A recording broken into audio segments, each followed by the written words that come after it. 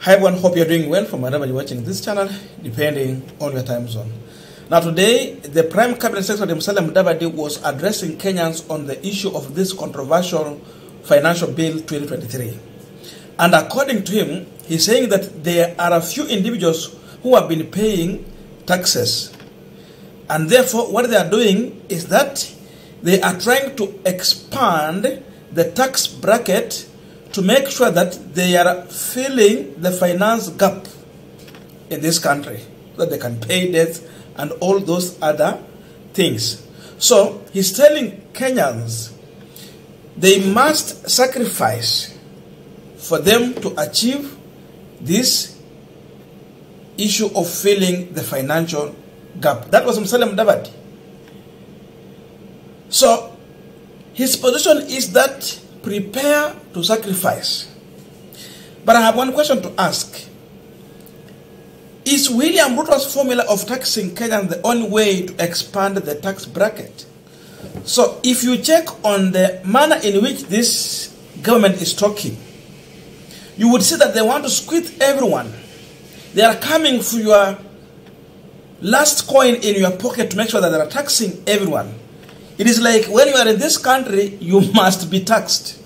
Even when you are the poor of the poorest, down there, on the bottom, the pyramid down there, that are coming for you. Maybe that was the meaning of the bottom up. They start with they start taxing from the bottom coming up.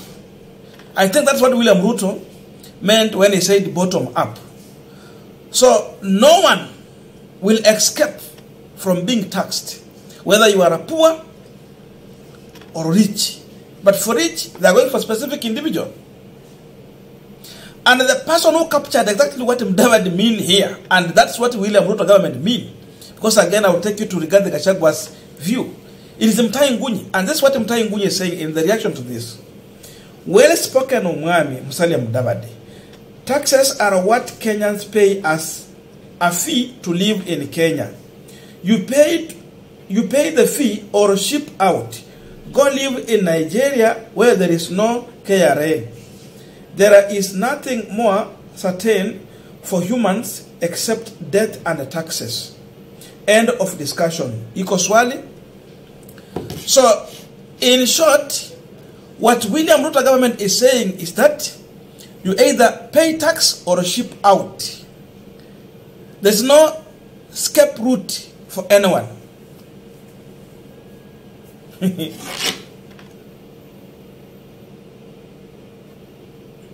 I want to listen to what Gachagua is saying here, just to confirm the arrogance in this government and how they are focused to ignore anyone who is talking here.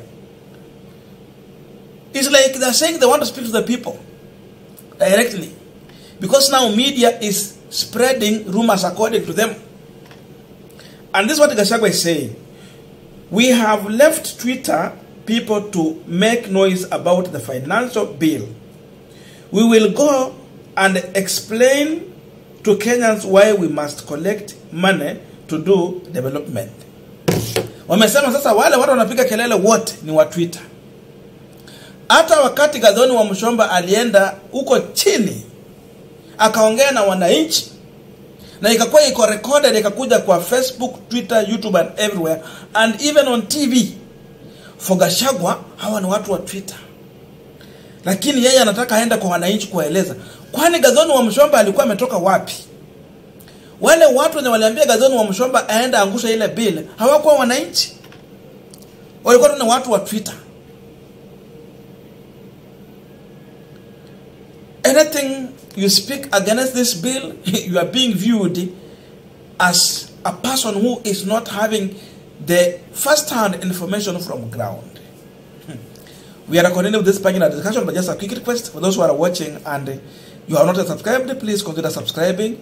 To our returning subscribers, I must say thank you so much. And again, to all our viewers, please give this video a thumbs up. Thank you so much, and back to this discussion. So, listening to Inangungwa, that is what Mudavadi mean, but he cannot tell directly. The only person who can say directly is Gachagua. But because it was not Gachagua issuing that statement, That's why you see Musalia Mudavadi is trying to use diplomatic language, but the real position is that you pay tax or you ship out. Sasa hapo mnaweza ona tofauti kati ya serikali ile ilikuwa ya Uhuru na hii ya William Ruto. Fananisha hiyo na ile serikali ilikuwa ya Kibaki, ya Moi na hii ya William Ruto. Ruto is acknowledging that Kibaki came and he expanded the tax bracket. The question is, did he milk the poor dry?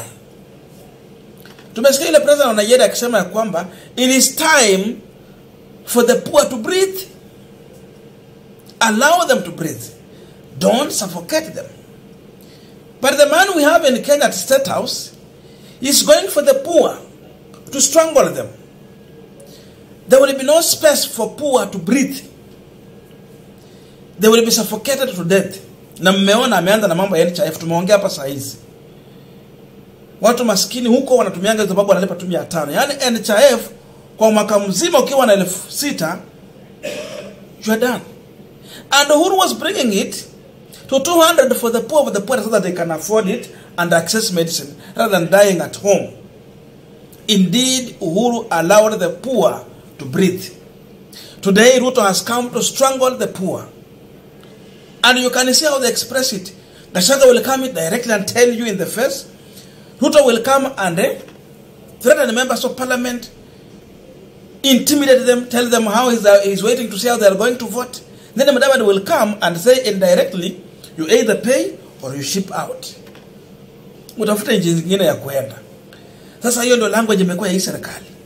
Hii ndio mambo wanaongea. Hivyo ndio wanaweza ongea. That is the situation we are in now. Kweli wale watu wenye walikuwa wanapigia Ruto kura, mlitufanya maneno.